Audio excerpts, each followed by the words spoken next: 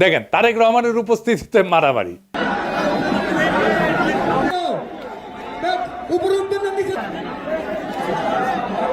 দেখেছেন নিজের দলের কর্মীদের মিটিং এ আইনা শীর্ষ নেতাদের উপস্থিতিতে সামলাইতে পারে না যেই দল, সেই দল দেশের স্থিতিশীলতা আনবে।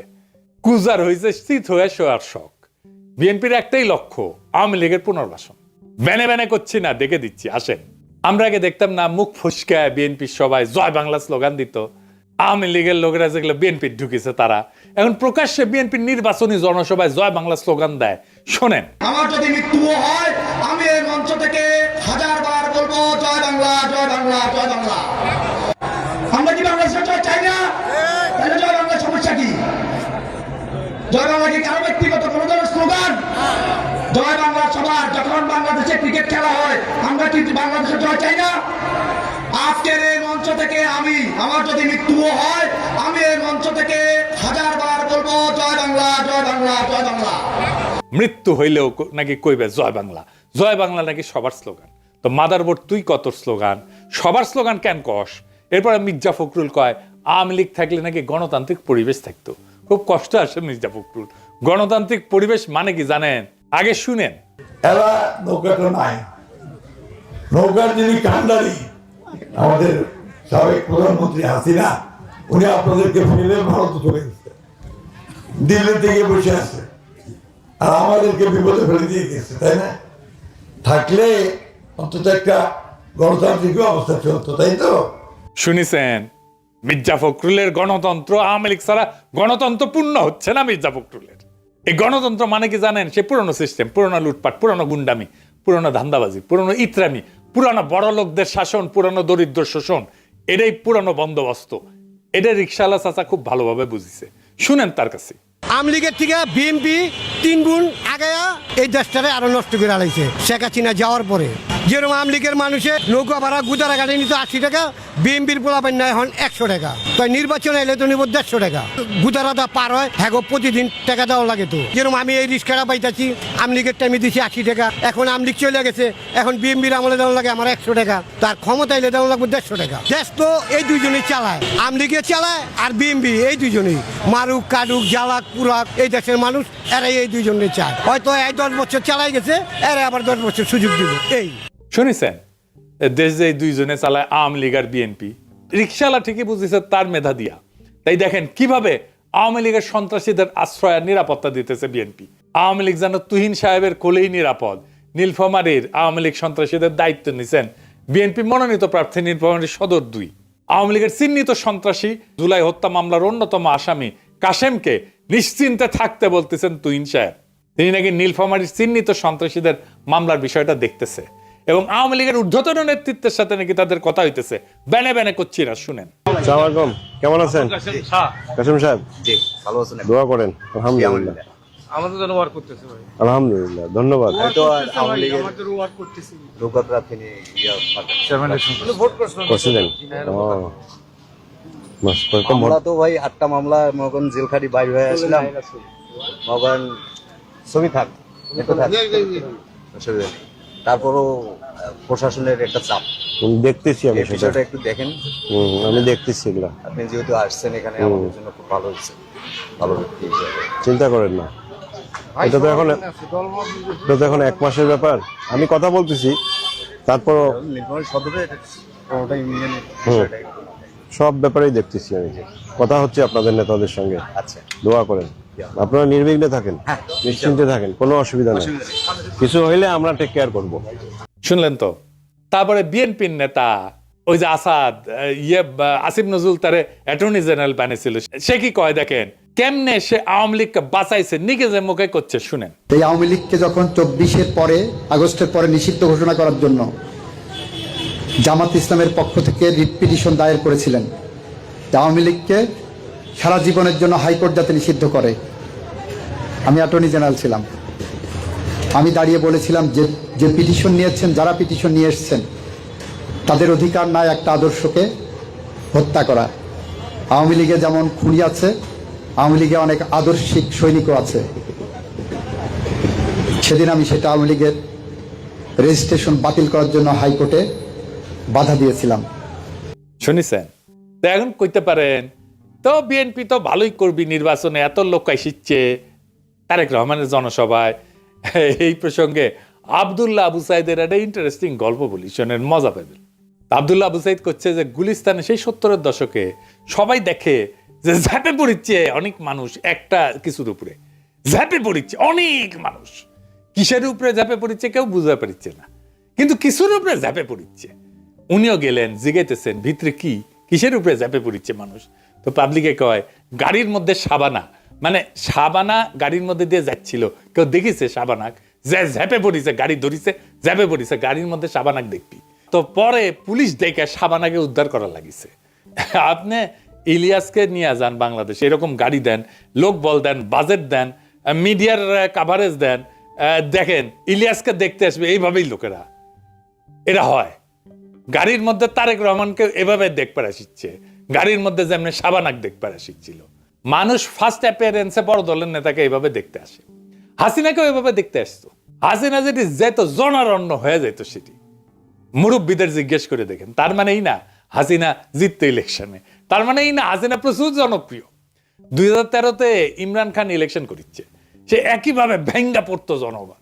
আল জাজিরা করছে, ইংরেজিত করছে, ঠিকই কইছে, ইংরেজি যেহেতু কইছে তাই না, তো বাংলা করে কই জনসমর্থনের এক জোয়ারোচ্ছ্বাস, ধারাবাহিক জনসভা, একের পর এক প্রকাশ্য উপস্থিতি এবং তরুণ ভোটারদের মধ্যে তৈরি হওয়া গতি, এসব ভাষায় তার প্রচারণা ঘিরে ব্যাপক জন উৎসাহের ইঙ্গিত দেয়।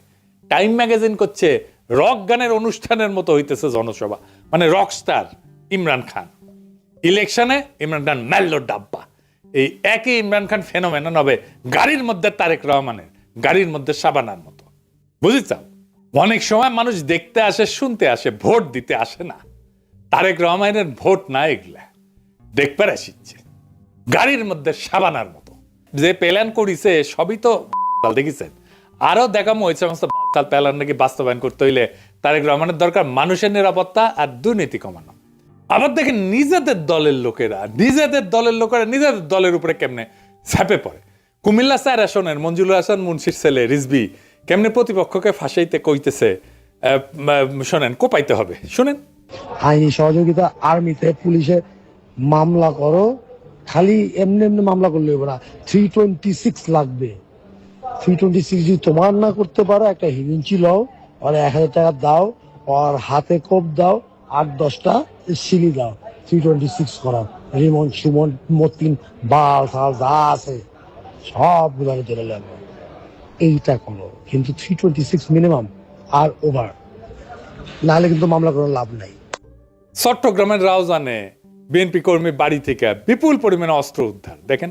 চট্টগ্রামে এক বিএনপি কর্মীর বাড়িতে গভীর রাতে অভিযান পরিচালনা করে বিপুল পরিমাণে দেশি বিদেশি অস্ত্র, গোলাবারুদ ও মাদক উদ্ধার করেছে র‍্যাব 7। এ সময় ওই বিএনপি কর্মী সহ 2 জনকে গ্রেফতার করা হয়। ওরা যে ভোটে কারচুপি করবি ওটা কিন্তু ঠিক হয়ে আছে। এই যে শরীফ বিএনপির প্রার্থী, ওর আপন খালাতো ভাই, ওর নাম বোধহয় অল্টু, জনগণকে উদ্দেশ্য করে করছে যে এমপি তো আমরা হবই, আপনারা কেউ ভোট না দিলেও আমরা এমপি হব। শুনেন, এমপি তো আমরা হবই, আপনারা কেউ ভোট না করলে আমরা এমপি হব।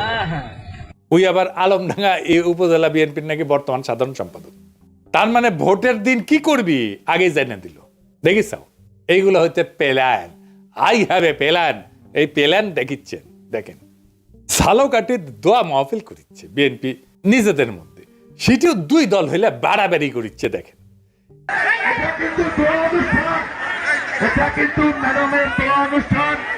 নলছিটি উপজেলা বিএনপি কর্তৃক আয়োজিত আজকে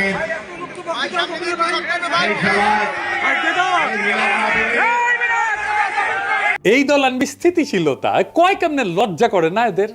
আর বিএনপি 59% প্রার্থী ঋণখেলাপি, মানে ব্যাংকের টাকা মেরে খাইছে, লুটপাট করেছে। উই জিতবি আর পাবলিক কি গান গাবি, তবু হে বিজয়ী বীর তারেক সেনা, তোমাদের ব্যাংক ঋণ কোনোদিন শোধ হবে না, না না না শোধ হবে না। তুই ব্যাংকের ঋণ শোধ করতে পারিস না, তো দেশ সেবার কাজ হয় কা, ওই টাকা আর শোধ দিবি না, তাই ইলেকশনে দাঁড়িয়েছে। এক ক্যান্ডিডেট দেখায়, দিরাই সাল্লার ক্যান্ডিডেট, মুরব্বী মানুষ। আগে দেখেন, হলো তার বয়স, তিনি শারীরিকভাবে এখন আর আগের মতো সুস্থ সবল নেই, এমনকি চলাচলের ক্ষেত্রেও তাকে অন্যের সাহায্য নিতে হয়। যার ফলে রাজনৈতিক সভা সমাবেশ কিংবা প্রচার প্রচারণায় হয়তো তাকে খুব বেশি পাবে না বিএনপি কর্মী সমর্থকেরা। উনারে দাঁড় করানো ঠিক হয়েছে। ক্ষুদ্রকালে ভাবতে হবে ইলেকশনে কেমনে খাড়ায়, ইলেকশনটা কই যেটি যে খাড়ানো লাগে। তো যাই হোক, এই মুরব্বী তো খাড়াইতে পারতেছে না ঠিক মতো, ইলেকশনে কেন খাড়াইলো? তারেক রহমান আপনি কন, উনি কি কন্ট্রিবিউট করবি? কিছুই তো করবে পারবেন না উনি। আপনাদের লজ্জা নাই? খালেদা যে মৃত্যুসজ্জা ওখানে টিপসই নিয়ে নমিনেশন পেপার সাবমিট করছেন 3টা সিটে, আর এরকম ঘাটের মরা কেনে আপনি ইলেকশনে দাঁড় করাইছেন। লজ্জা থাকা উচিত তো। তো যাই হোক, ফাইনালি ইলেকশন কি হবি? বিএনপি বুঝে গেছে যে উই হারবি নারীদের ভোটে, কারণ মায়েরা বোনেরা সবাই এনসিপি জামাতকে ভোট দিবি, ন্যাচারাল। বিএনপির চান্দাবাজ ধান্দাবাজ লুটেরা সন্ত্রাসী আর ইতরদেরকে তো তারা ভোট দেবে না। নারীদের মধ্যে জামাতের প্রভাব বেশি, তাদের অ্যাক্সেস আছে, অন্দরমহলে যাতায়াত আছে অনেক দিন থেকে। তাই বিএনপি স্ট্র্যাটেজি নিয়েছে নারীদের যদি ভয় দেখায় ভোট কেন্দ্র থেকে দূরে রাখা যায়। তাই জামাতের নারী কর্মীদের উপরে হামলা করতেছে, তাদের হিজাব টেনে ছিঁড়ে ফেলতেছে। দেখেন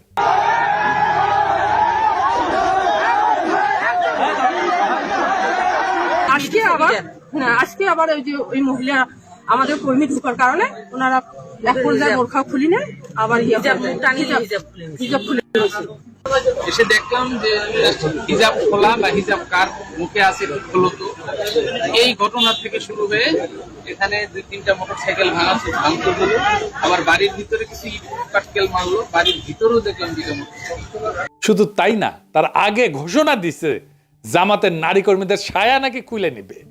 কথা বলে ছোট কোরআন শরীফ মাথায় দিয়ে যদি আমাদের মেয়েদেরকে শপথ করতে যাই, আমি বলতে চাচ্ছি আমার বিএনপির নেতৃবৃন্দ ওই জামাতের মেয়েদের ছায়া খুলে নেবে বলে দিলাম। যদি আবার আপনারা গ্রামে লাগান সি সি সি সি সি তারেক রহমান সি, এই সমস্ত ইতরদের নেতা আপনি, ইতরদের গডফাদার আপনি। এই ইতরদের দেশ চালাইতে দেবেন আপনারা? এই ইতরদের আপনি ক্ষমতায়িত করবেন নাকি দেশ থেকে বিতাড়িত করবেন পাছায় লাথি দিয়া হাসিনার মতো? এদের 12ই ফেব্রুয়ারিতে ব্যালটে জবাব দিবেন। এদের বিতাড়িত করতে হবে বাংলাদেশ থেকে। যা ঐক্য কর, গণতন্ত্র কর আওয়ামী লীগের সাথে ইন্ডিয়ায় গিয়া। ওরা গেছে ভাগিছে, তোরাও ভাগবু। মির্জা ফখরুল কলেজ স্ট্রিটে বই কিনবি আর কাউয়ার সাথে কফি হাউসে বসে কফি খাবি। এইটা সাহেব কাউয়ার সাউন্ড দেয়, আরো জোরে, আরো জোরে দেন, আরো জোরে। ডাবল কাউয়া, মির্জা এক কাউয়া আর কাদের এক কাউয়া। প্রচুর গণতন্ত্র হবি তখন। তবে ইন্ডিয়া তার প্ল্যান কলে ফাইনাল করে ফেলেছে, কেমনে সে খেলবি জানেন। এটা আসেন এটা নিয়ে আলাপ করি। আপনারা জানেন যে সে ইন্ডিয়া বাংলাদেশে তাদের দূতাবাসের কর্মকর্তাদের পরিবারদেরকে সরাই নিয়ে গেছে, আর তাদের বাংলাদেশ দূতাবাসকে নন ফ্যামিলি পোস্টিং হিসেবে ঘোষণা করেছে। মানে এখানে ফ্যামিলি থাকবি না, শুধু কর্মকর্তা থাকবি। মানে যেই জায়গায় যুদ্ধ হয়, রাষ্ট্র দুর্বল, নিরাপত্তা দুর্বল, রাষ্ট্র ভেঙ্গে পড়তেছে, সেই দেশের দূতাবাসগুলোকে নন ফ্যামিলি পোস্টিং হিসেবে ঘোষণা করে দূতাবাসগুলো। ইন্ডিয়া ইলেকশনের জন্য পাগলা হয়ে গেছিল, এই জন্যে তার প্ল্যান এটাই ছিল বিএনপি ক্ষমতায় আসুক, তারপরে বাংলাদেশের বিরুদ্ধে অর্থনৈতিক আর কূটনৈতিক যুদ্ধ শুরু করবে। সেই জন্যই সে দূতাবাস খালি করে ফেলছে। বিএনপি ক্ষমতায় থাকলে এই যুদ্ধ শুরু করলে বিএনপি কোলাপস করবে আর আপা চট করে ঢুকে যাবে বাংলাদেশের মধ্যে। এই পরিকল্পনা ভেস্তে দিতে হবে। ইন্ডিয়ার চাপ যারা সহ্য করতে পারবে তাদেরকে ভোট দেবেন আগামী 12ই ফেব্রুয়ারিতে। যারা বাংলাদেশকে দৃঢ়ভাবে শির দ্বারা উঁচু করে আগায় নিতে পারবে তাদেরকে ভোট দেবেন। যেই জোট ইনসাফের কাফেলা নিয়ে আমাদের আজাদির দোরগোড়ায় পৌঁছায় দেওয়ার হিম্মত রাখে তাদের ভোট দেবেন।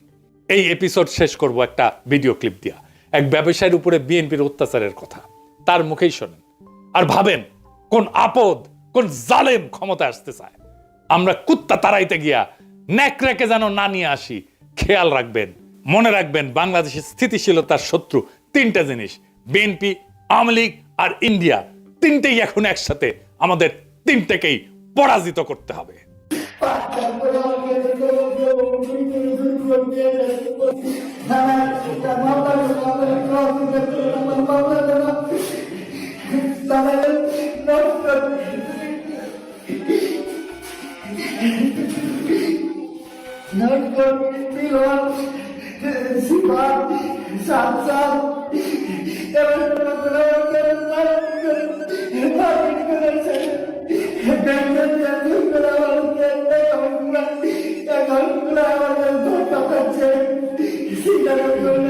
তারপরে